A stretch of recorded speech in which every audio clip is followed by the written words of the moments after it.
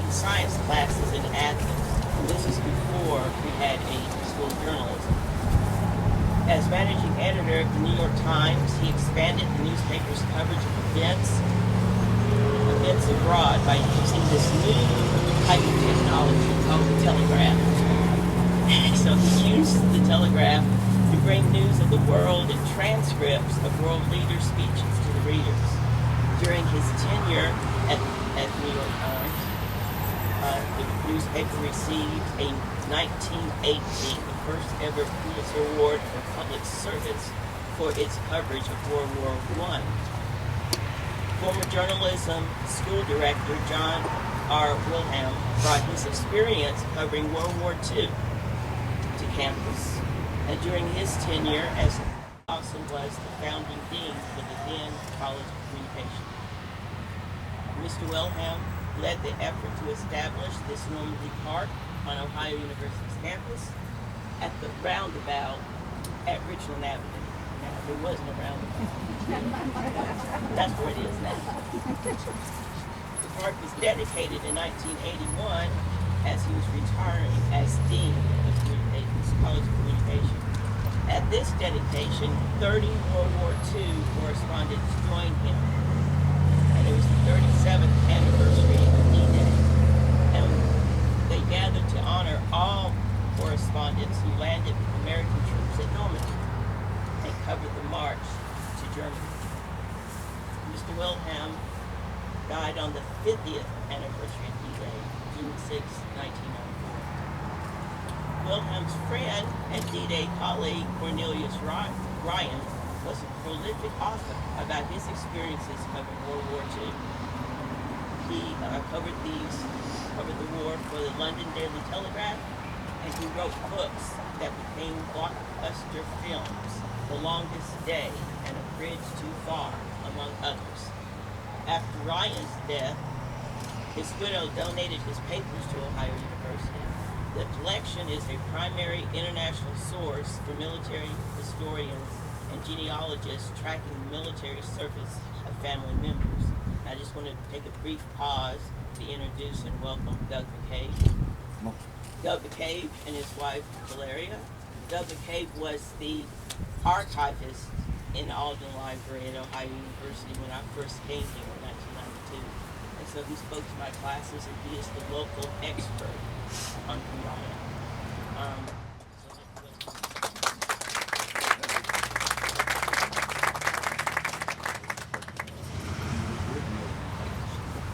I have a number of thank yous.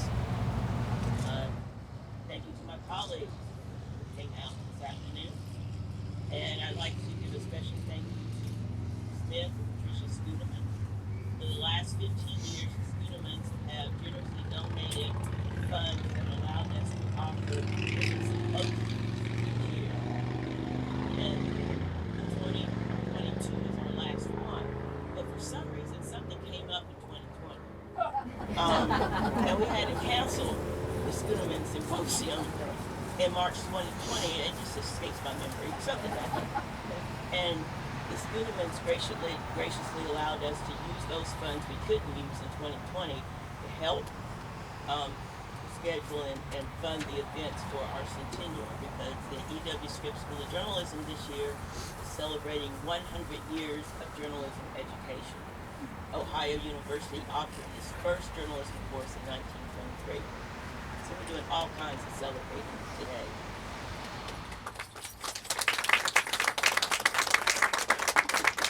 Special welcome to our honored guests, members of the Wilhelm, Ryan, and Ernie Powell families. We have, if I counted correctly, 7 members of the John Wilhelm family here today.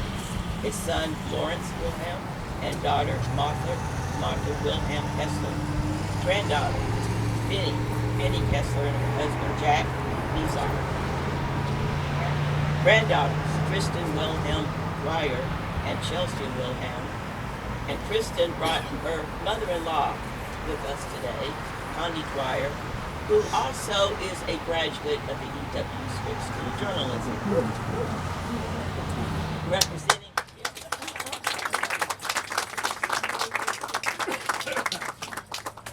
representing the Cornelius Ryan family, we have Morgan Bryan Vida. Yes, I did it right so far. With his partner, Siobhan Murphy. And representing the Ernie Powell family, and he's also one of our speakers today, Steve Machino.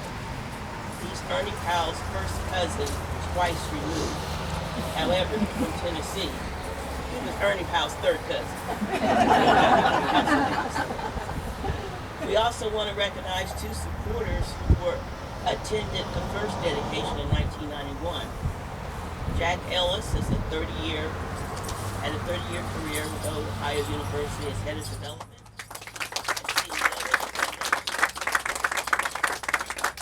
He worked closely with Mr. Wilhelm raising funds for both the J School and the College of Communication. And we have Pete Newman. He had a 30-year career with WOUB and was instrumental in helping with the interviews and the collection of information and historical data that correspondence has in OU when the park was dedicated.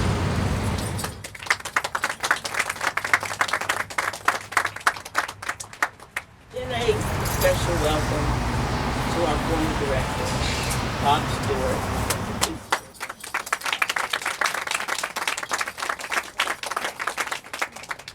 And these beautiful programs you're looking at, those were designed by one of our colleagues, Mark Turner. And so I want to thank Mark Turner for using his creative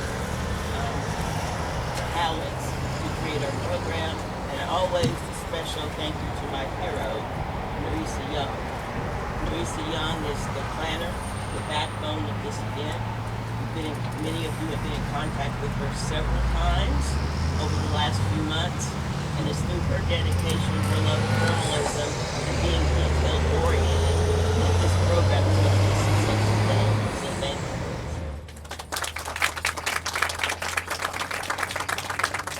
So to kick off our rededication, I'd like to introduce our Dean of the Scripps College of Communication, Dr. Scott Tisworth.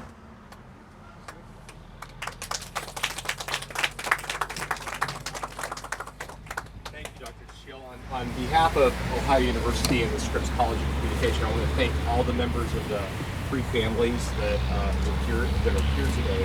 It means a lot to have you come back to be a part of this ceremony.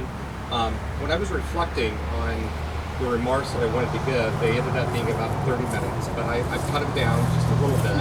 But I want to tell you why I reflected on those. My father was a World War II veteran who went on to D-Day as part of a combat engineer battalion, D-Day +3. So about 79 years plus 3 days ago, he was stepping off of a landing ship onto the sands of Normandy Beach that had been ravaged by war.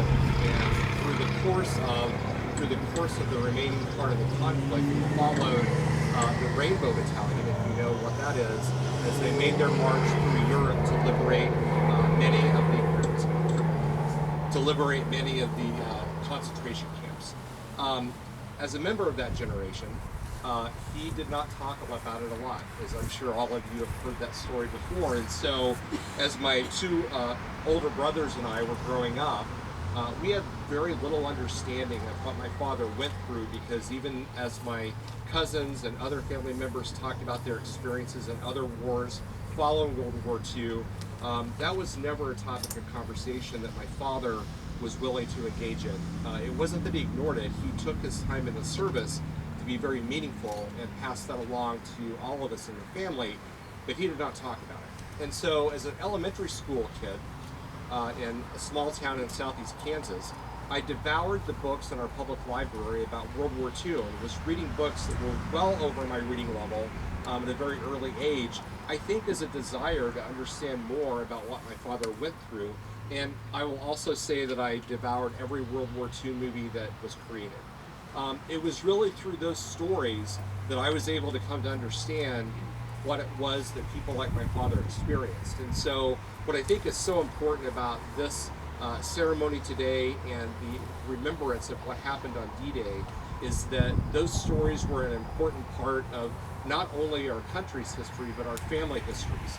And we need to retell those stories because, of course, we all know that we learn from history and efforts to not repeat what has happened. So what I want to say, especially right now, is that the commitment of the war correspondents who, like the GIs and other members of the armed forces, put their lives at peril, but not with a weapon, with a pen or probably a pencil at the time, so that the stories of what happened during that conflict, during that war, and as it ensued, that those stories could be retold to people back here in the States and across the world, and most importantly to kids like me who are trying to figure out what their parents went through.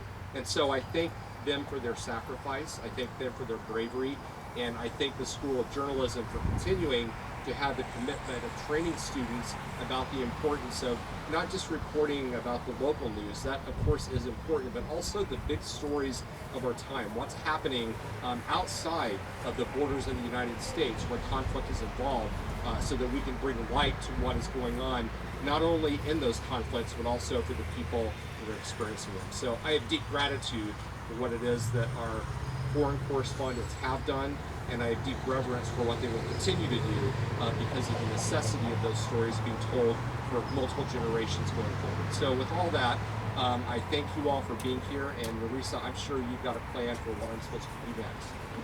Okay. All right.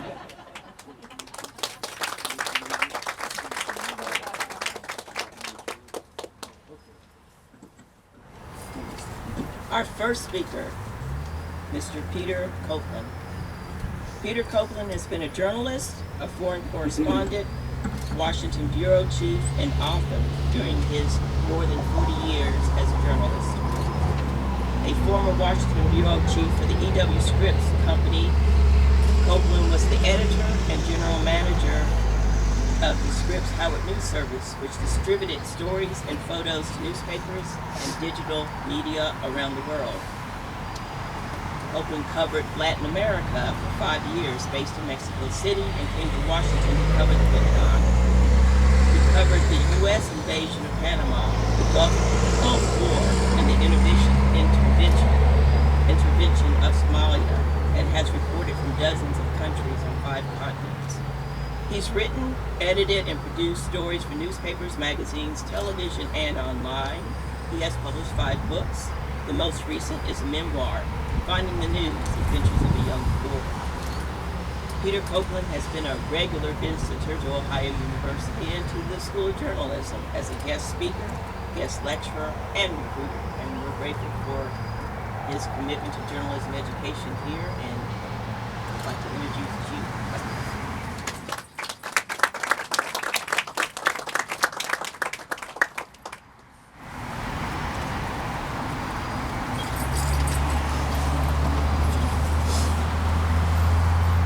Thank you, Edith and Scott and Marisa, especially for organizing everything.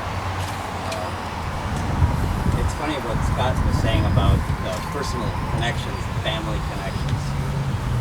I didn't know Dean Wilhelm, but it turns out that he is a part of my story and my family story. I was visiting my mom in Chicago at Christmas, and I was looking through her bookshelves, and I found this book, John Wilhelm's Guide to All Mexico. So, I mean, first of all, how can it be a guide to all Mexico? That is an ambitious topic, okay? But then, even better, I opened it up, and inside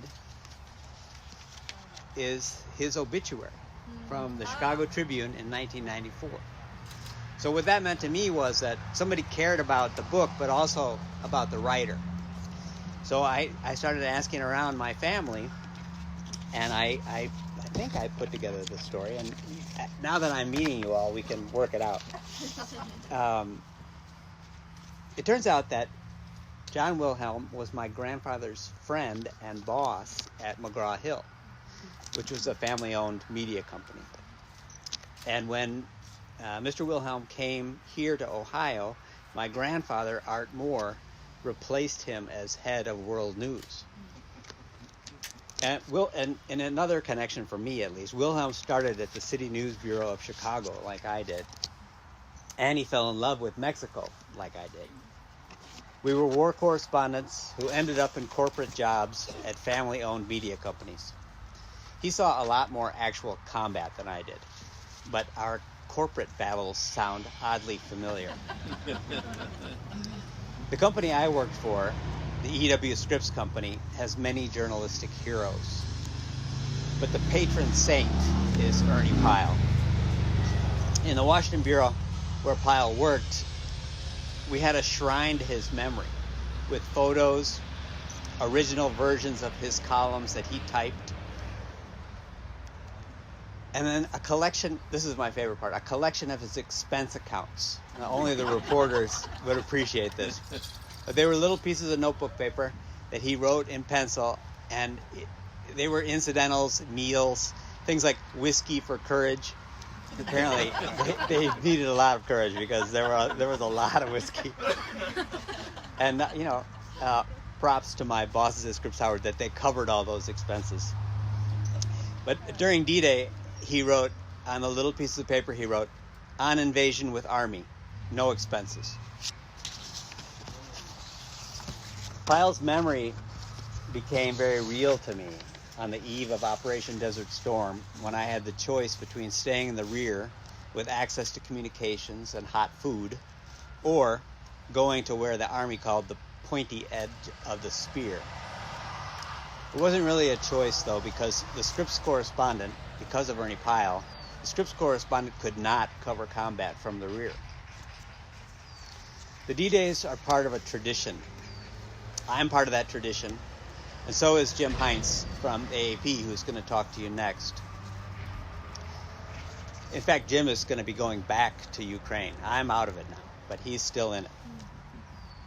If you're a journalist today, you're connected to me. Or if you're a journalism student today, you're connected to me and to Jim and to all of those who went before us. The people we're honoring are considered legends now. But just like journalists today, they had to fight for access. They had to know where to be before the fighting started. They had to decide what to take with them, how they would file their stories, and more importantly, how to tell their parents to stop worrying.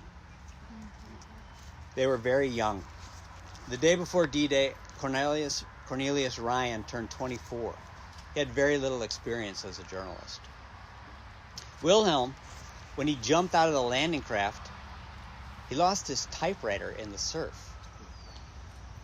It was the one thing he was supposed to carry with him, and he dropped it. Because the water was incredible and people were shooting at you. So the lesson that I took from this, and I hope he did too, was that everybody, including young reporters, make mistakes, but you keep going. So his first story that day was written with a pencil stub on a scrap of wet paper. But he kept going, he kept writing, kept filing. Ernie Pyle was the old guy at 43, and D-Day changed him. David Krissinger has a new book about Pyle in which he writes about how the tone of Pyle's columns changed from before to after he walked the beach among the dead on D-Day. Before D-Day, Pyle's columns were honest, but they were upbeat. After D-Day, his columns were more painful, more graphic, not as likely to justify all that suffering. Pyle himself was killed in action less than a year later. As writers, the three of them had to choose a point of view, just like writers today have to choose when you're writing any news story. They were under enormous pressure to support the cause, but they found ways to tell the truth. They shared the belief that the only way to tell a story is to be there. That rule applied to covering an invasion, but also to a city council meeting or a baseball game. That's why Dean Wilhelm and everybody now at the Scripps School forever has put so much emphasis on foreign correspondence, on being there. They believed in accuracy, research, and spelling people's names correctly. Ryan questioned hundreds of people to write his most famous book. He asked them, what was it really like? He was a relentless stacker of facts, so much so that his tombstone has just one word of description: reporter. The stories told about Dean Wilhelm focus on his wartime experiences. But I think he should get a medal for another feat that is less well known outside of the family anyway. On a reporting trip in Mexico, he drove 10,000 miles in a Winnebago with his family. Okay, that is real bravery. So the result was this great book, which really is good, and it was so fun for me to read. I mentioned that we both fell in love with Mexico when we lived there, both of us as correspondents. I also fell in love with a woman there almost 40 years ago. She's from an isolated and mysterious place in Oaxaca in the south of Mexico called Tehuantepec. At the time I fell in love and was dating this girl, my Mexican guy friends tried to caution me. They're like, whoa, don't you know that Tehuanas have a special power? I didn't know at the time. I discovered from the book, though, that Wilhelm also loved Oaxaca. And he has an entire chapter on Tehuantepec, where my wife was born. He writes, quote, Tehuantepec is the land of the famed Tehuanas, often called the most beautiful women in the world. They run the world's most famed matriarchic society. So I read that part to my wife, of course, and she said, finally, an American reporter who understands Mexico. So I want to close with a story about a reporter who was not at D-Day officially because she was denied access. None of the women reporters were given credentials to cover the invasion. But Martha Gellhorn, who was a very respected, experienced journalist at the time, she never took no for an answer. So she snuck onto a hospital ship and hid on the ship until they were far enough out at sea that they couldn't turn back. So she not only went down on the beach to report, but she helped bring wounded back and then helped tend to them on the ship. It was just one of the adventures that she had during a 60-year career in journalism. She called journalism a passport or an escape route that allowed her to see things for herself. Like Pyle and Ryan and Wilhelm, she was a traveler at heart who wrote for a living. She said journalism was an outlet for her curiosity, and it took her places of pure delight and pure torment.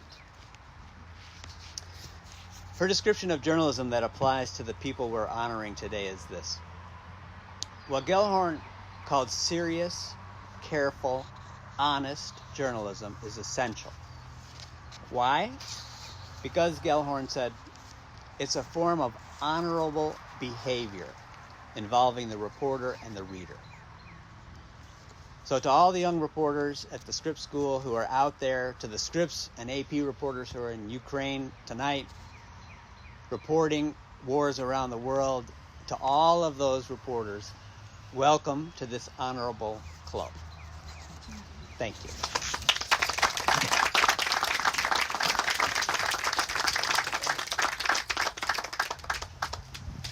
Found a book. How cool is that? Thank you.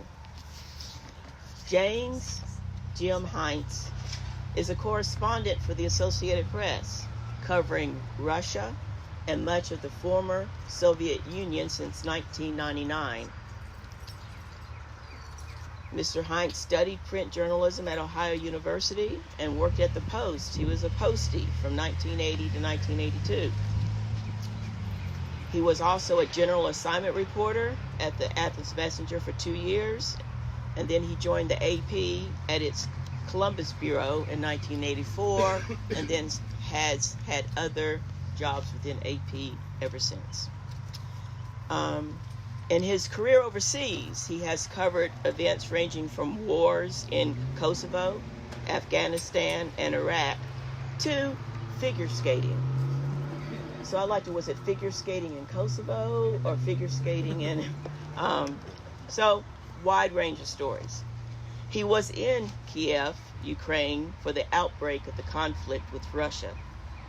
And he returned to Moscow amid heightened security concerns in June of 2020. So I think he traveled the farthest to get here. And I'd like to welcome Jim Hines up. He's also our 2023 L.J. Horton Alumni Award recipient.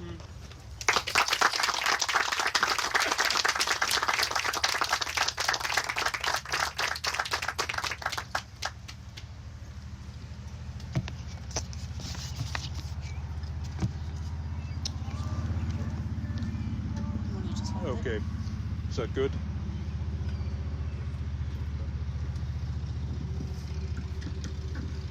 How's that? Is that good? When I came to look at this memorial plaque last night, I was a little surprised at first by its modesty and somewhat out of the way location. I would have thought that, given the drama and bravery that the D-Day correspondence showed, that there would have been a more perhaps grandiose memorial to them, sort of like the war monument on the college green here.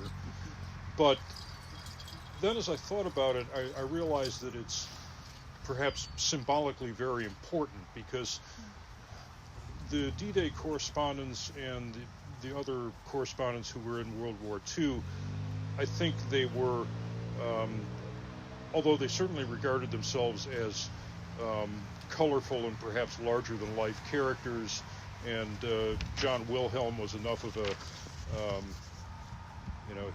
he was able to get pictures of his wedding in Life magazine, which I thought was a very interesting story. Nonetheless, what they were doing ultimately was not about themselves. It was about the people that they met in combat, what they saw in combat. It was about the civilians. It was about the circumstances of the war. So although they were colorful guys who probably told each other a lot of elaborated stories over beers, nonetheless there's some kind of modesty involved. So this commemorates what they did rather than the personalities involved. So I think that's appropriate. We've all heard the phrase "the fog of war" quite a lot, and we hear it so much that it sort of gets bleached of its meaning. Today at this commemoration, I think it's appropriate to try to recover a bit of the phrase's impact and imagine what it meant for the journalists who were there. I think fog of war has become a very popular and appealing phrase because it's poetic and visual, but like most poetry, it shouldn't be taken very literally. Fog is picturesque, it's quiet, it's even soothing, which of course is absolutely the opposite from what the correspondents experienced. This was not a fog that crept in on little cat feet and curled up to them. Fog of war falls very fast and it can be very thick. When you're in serious danger, your field of vision can shrink pretty radically.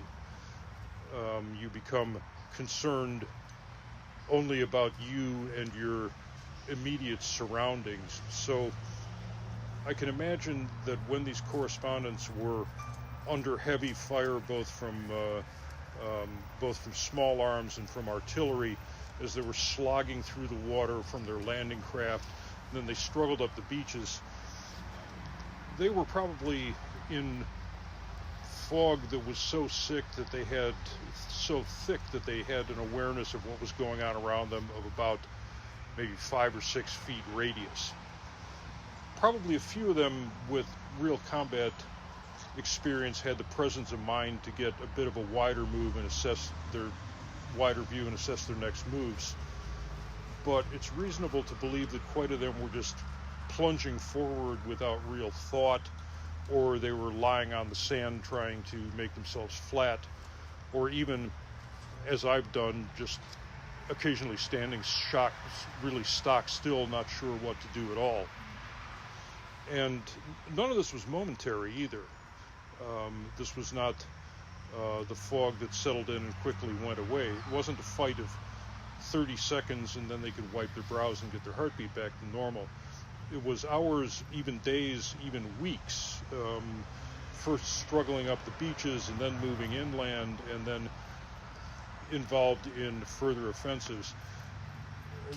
Cornelius Ryan called this the longest day, and there's probably no better way, no clearer phrase of encapsulating how time distorts when you're in danger and you're uncertain. At some point, the correspondents would come to a point where they were able to pause and collect their wits, where, as Peter said, John Wilhelm was able to write a story on a little scrap of paper. And at that point, they probably experienced a fog of a different sort as they were trying to put together some kind of comprehensible narrative of what they'd endured and witnessed.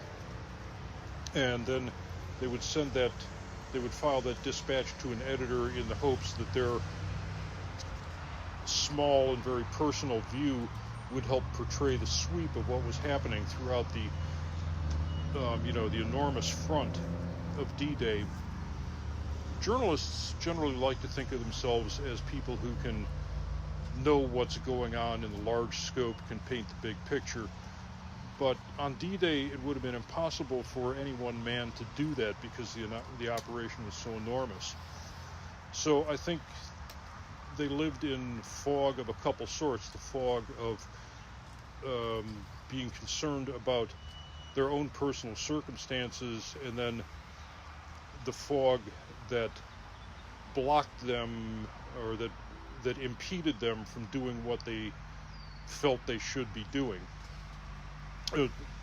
All of that's very, very difficult circumstances. Before any of them jumped into the water and went up to the beaches, there were many long and anxious days of lead up. They had volunteered to do their coverage. Many of them very competitively sought the assignments, yet many accounts, such as some of Ernie Pyle's diaries, indicate how worry was really gnawing at them as the day grew closer. They committed themselves to doing it. They were absolutely going to go ahead and do it, but they couldn't explain to themselves or to their relatives, much less why they were doing it, other than that it just seemed right to be there. When journalists talk about their work, we often veer into abstractions, talking about the service of doing the first draft of history, or the ideal that truth will set people free politically or spiritually. Some tend to have a missionary streak, thinking that their reporting on war and violence will dissuade humanity from making the same mistakes in the future. But I think the fundamental motivation for all of this is deeply personal. It's just the sheer desire to know what's going on. The foreign correspondents who volunteered to go ashore on D-Day, like correspondents who've gone into other wars, were basically pulled by something very elemental and inexplicable. Although the motivation was highly personal, their work had enormous importance to the world as a whole, probably more so than a foreign correspondence does today. Consider that in 1944, the average person's access to information from abroad was radically less than it is today, when anyone with a cell phone, which is pretty much everybody, can post reports in almost real time. On D-Day and throughout the war, people on the home front depended very much on the correspondence to know what was happening. For somebody sitting in America worried about a son in combat, or like my mother, who was worried about her 18-year-old boyfriend who was in the Army, the correspondence reports were really the only lifeline of information. And if the news from D-Day was horrible and distressing, nonetheless it was useful, because even bad news is better than knowing nothing. So I think that by their work, the correspondents strengthened the bond between the civilians at home and the servicemen overseas. There's a novel by John P. Marquand called So Little Time that very strongly portrays correspondence' importance in this era. takes place in 1940 as Americans were worried about being drawn into the European fighting, and the protagonist is particularly worried about what's going to happen to his college-age son. The protagonist is also friends with a foreign correspondent who's really something of a blowhard, a bit of a fathead, who makes trite observations and self-centered mentions about knowing Edward R. Murrow. And there's a scene where on one night the two of them are at a party with some other shallow people, and they all quiet down to listen to one of Murrow's broadcasts, the broadcasts that begin with "This is London." And the vacuous foreign correspondent keeps saying things like, "Yeah, that's it, I wonder how old Ed's doing." Well, the protagonist is trying to listen really intently and discern signs of whether his son's going to have to go off into combat. And I found it a very affecting scene because the anxiety of the protagonist is almost palpable, and it shows both how important the correspondents were to their audiences and shows how a poor correspondent can degrade that relationship. John Wilhelm devoted a lot of his effort as an academic to ensuring that students in his foreign correspondence classes knew how to do the work responsibly and without being self-aggrandizing. Down here in Athens, this little countercultural hideaway in the hills seemed superficially like an odd place to learn to do something with the sweep of correspondence. But Wilhelm had an insight to do something counterintuitive, which is he told students to act as if they were foreign correspondents from another country who were writing about America and who, for some reason, had just been stationed in Athens rather than in New York or Chicago. It was a funny concept at first, but as I got my head around it and as others latched onto it, it was very useful because it forced us to imagine what a foreign reader needs to know. So it made our journalism less a demonstration of our own intelligence and of more service to the reader by trying to anticipate what they needed to know. And secondly, it underlined the principle that Peter talked about, which is that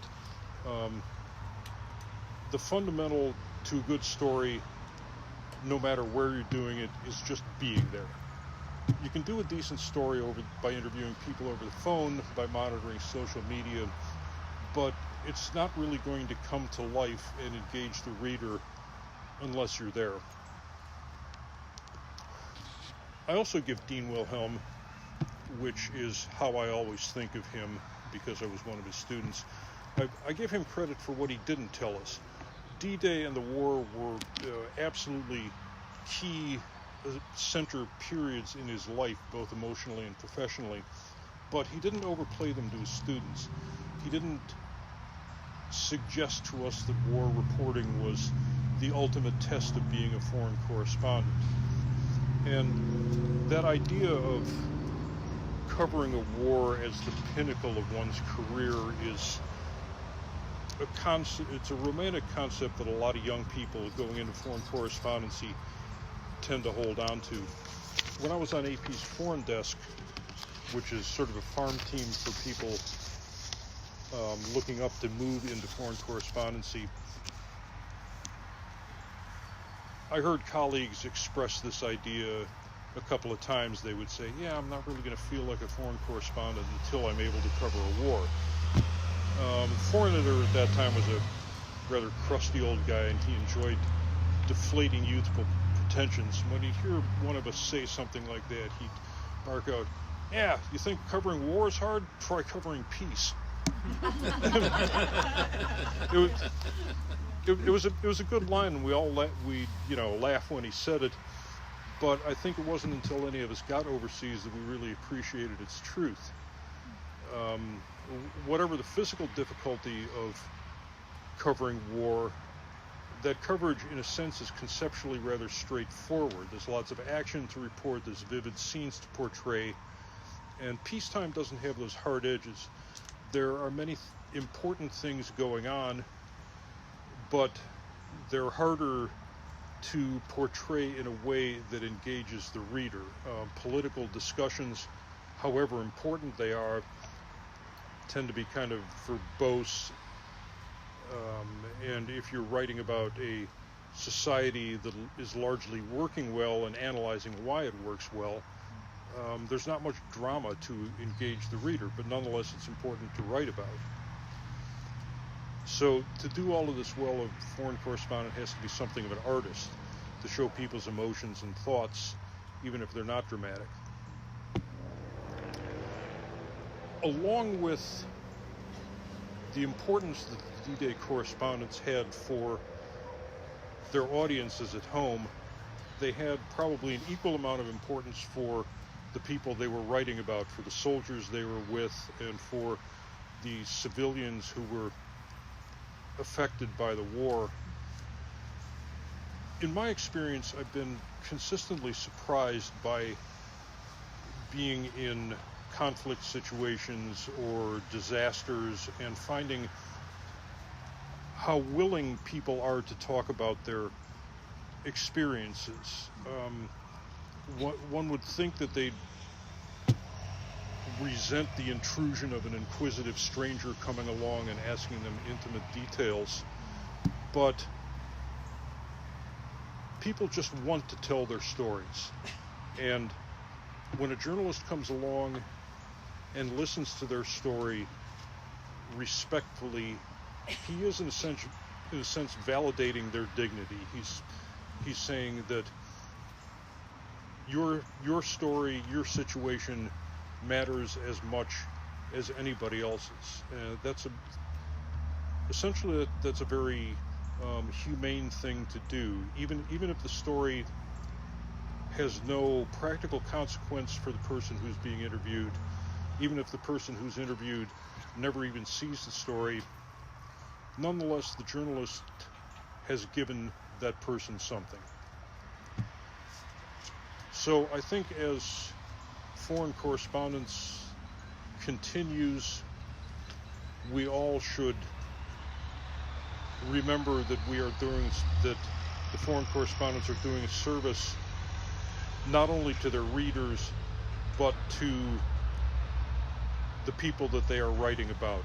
They're validating their dignity and informing the rest of the world that these people have dignity.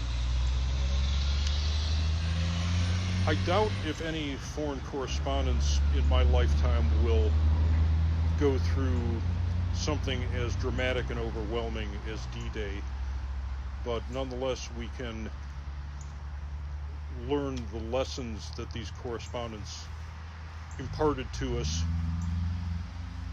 So with their legacy in mind, I'm pleased to be able to commemorate them, and I'm pleased to be able to commemorate John Wilhelm for continuing their legacy, which persists at this university long after he departed. Thank you.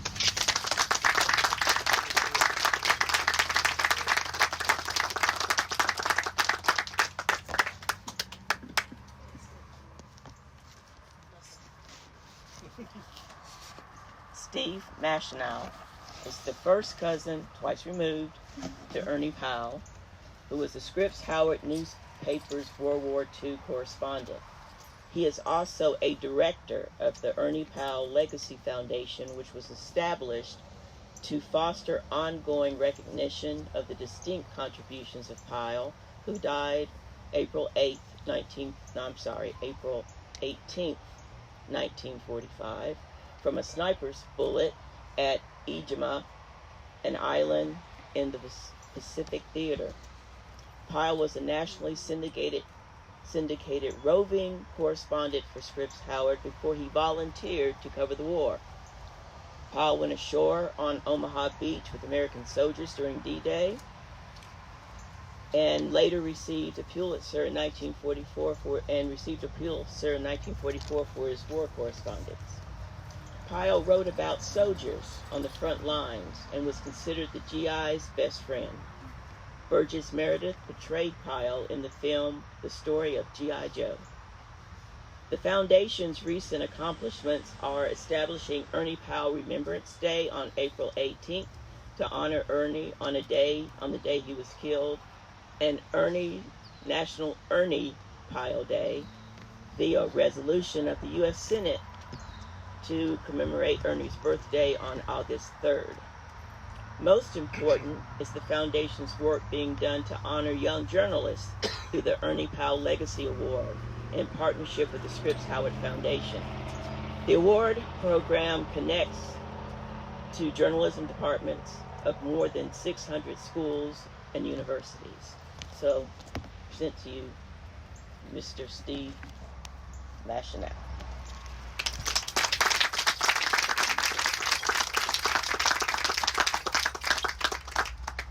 Good afternoon, and thank you, Dr. Deschel.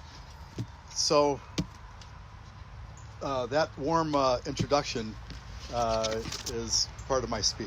So, I'm going to apologize in advance that it's going to be a little repetitive. But I also want to thank the E.W. Scripps School of Journalism for allowing me to participate in this important celebration of the legacy of foreign correspondence and also the remembrance of D-Day, June 6th. As a war correspondent, Ernie Pyle's style of writing as a Scripps Howard roving journalist covering World War II included the initial invasion of Normandy Beach and brought the American newspaper reader a vision of the soldier's frontline life. Less of the progress of the war and more of the human interest side. He put a human face on a dehumanizing war. He was first an aviation reporter in the Washington, D.C. area, and this started his success of being a roving reporter. An interesting note, Ernie was close friends with Amelia Earhart and was wearing the watch given to him by Amelia when he was killed. He then traveled with his wife Jerry to all the states, where he helped develop his skills of storytelling in a written form. A lot of people can tell a story, but can you really tell it in that written form? By meeting such a cross section of Americans while he did that statewide tour. He was deployed to cover the ground war in 1942 through 1944 and became the voice of the general infantryman. Thus the name G.I. Joe was born. Ultimately, he was awarded the Pulitzer Prize in 1944 for his collection of journalistic views of the soldier and their personal journeys. An odd recognition of Ernie, if you remember the G.I. Joe dolls that were created, well, there's an Ernie Pyle G.I. Joe doll. But an interesting note that all the G.I. Joe dolls have a weapon. In his box is a typewriter, a coffee cup, and a shovel. No weapon. So it's the only G.I. Joe doll without a weapon. And I thought that was an interesting tribute to Ernie breaking the mold of somebody's perception of what a G.I. Joe doll should have. In January of 1945, Ernie was deployed to the Pacific War conflict and was killed by enemy machine gun fire on April 18th, 1945. He ultimately was laid to rest at the National Memorial Cemetery of the Pacific in Honolulu.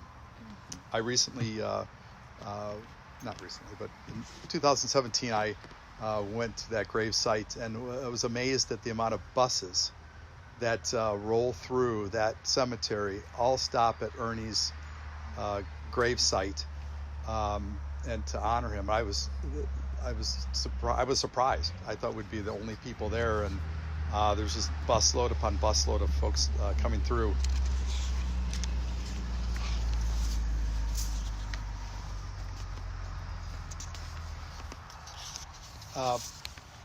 Following his death, President Harry S. Truman wrote a statement following that sad news, He said, "The nation is quickly saddened again by the death of Ernie Pyle. No man in this war has so well told the story of the American fighting man as the American fighting man wanted it to be told. More than any other man, he became the spokesperson of the ordinary American in arms, doing so many extraordinary things that they did. It was his genius that the mass and power of our military and naval forces never obscured the men who made them. He wrote about a people in arms as people still, but a people moving in a determination which did not need pretensions as a part of power. Nobody knows how many individuals in our forces and home he helped with his writings, but all Americans understand now how wisely, how warm-heartedly, and how honestly he served his country and his profession. He deserves the gratitude of all of his countrymen." That was from Harry S. Truman. He and his wife, I know, read his columns as I know Eleanor Roosevelt did also, as so many American families did, looking for news of their loved ones across the seas. The book Brave Men helps capture Ernie's writings and is rightfully titled Brave Men. In 1995, the National Society of Newspaper Columnists established National Columnist Day on April 18th, the day Ernie was killed in action. On this day, the National Society of Newspaper Columnists honor all columnists and promotes Ernie Pyle Remembrance Day, which is April 18th. The foundation also worked with Congress to establish National Ernie Pyle Day, celebrated on August 3rd, his birthday, to honor and ensure the legacy of Ernie Pyle. The Senate resolution was passed in 2017. The work of the foreign press correspondents is so critical as it puts context to the many visuals of war that do not tell the complete story. And there's just so many today. There's just so many visuals, whether it's in photo or in video, that don't tell the story. You can guess at it, and that's where war correspondents can really give that context that a photo never will. The average American cannot fully appreciate what it's like to be in harm's way, and to relay that story, which is breaking minute to minute. Ernie was married and had no children, so his remaining family began thinking of how we could sustain his legacy. So we established the Ernie Pyle Legacy Foundation in 2013 for the purpose of upholding and fostering ongoing recognition of the distinct contributions of Ernie Pyle. The foundation we're trying to create public awareness of the journalistic accomplishments of Ernie among the generations of Americans, and provide opportunities for ongoing dialogue with working journalists, students, and the public. The board has 6 direct family members of Ernie. Our goal is to develop more educational opportunities to reach younger audiences, to sustain Ernie's style of that human side of writing, to create a comprehensive anthology of all of Ernie's writings from his early days as a reporter to his final days, to develop relationships with national journalistic organizations such as the Society of Professional Journalists and the College of Media Association, and to create more awareness of the Ernie Pyle Legacy Foundation with articles and media presence, again, to sustain that sustain versus losing Ernie to a history book, which more and more, as we know,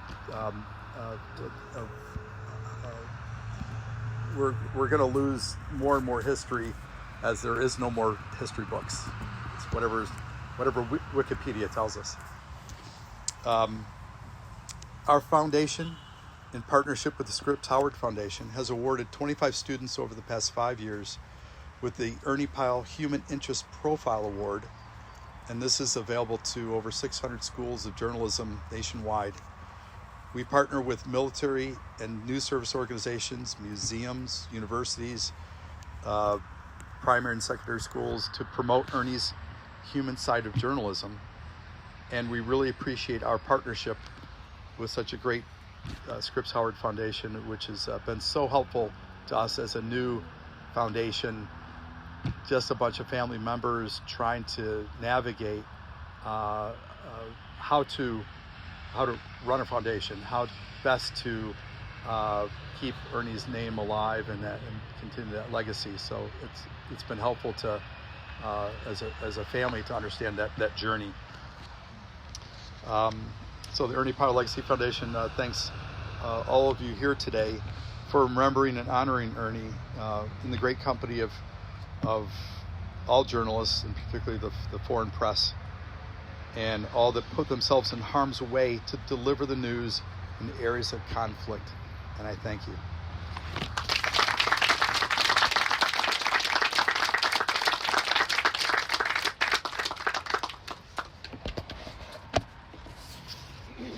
Sorry. Oops. Spoiler alert. Spoiler. I've never been a war correspondent, so I only have a little tiny story to say that I have a little part of Ernie Pyle. I got my PhD at Indiana University in Bloomington, so I spent many days, many hours in Ernie Pyle Hall on the campus of Indiana University. So that's my contribution.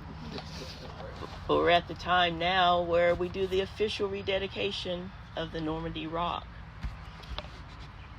Those gathered here rededicate Normandy Park in honor and memory of the greatest generation of journalists who told the stories of the greatest generation's soldiers during World War II.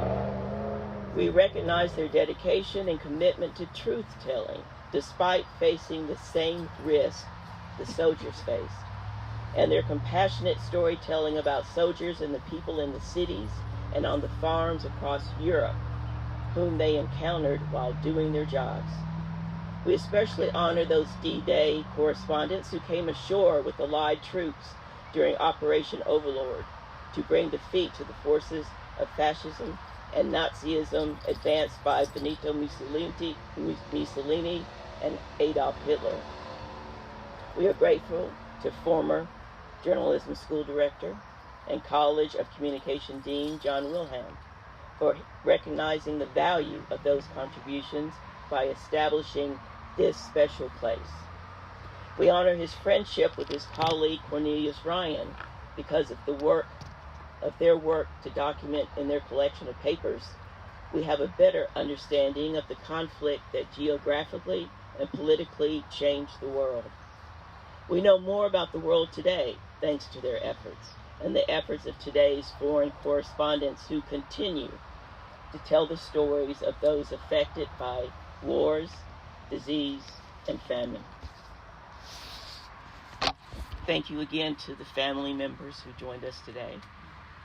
I thought it was a great day. I had a good time. And as I said, this is part of our event as we're celebrating 100 years of journalism education at OU. This has been a wonderful day. Our next event is Homecoming Weekend, when we are going to honor our alumni who've won Pulitzers, Peabodys, DuPont awards like that. So that's what we'll be doing during Homecoming. And but as I said, thank you again for all of you who've traveled far and near to join us today to honor the School of Journalism's commitment to journalism education. Thank you and enjoy your day.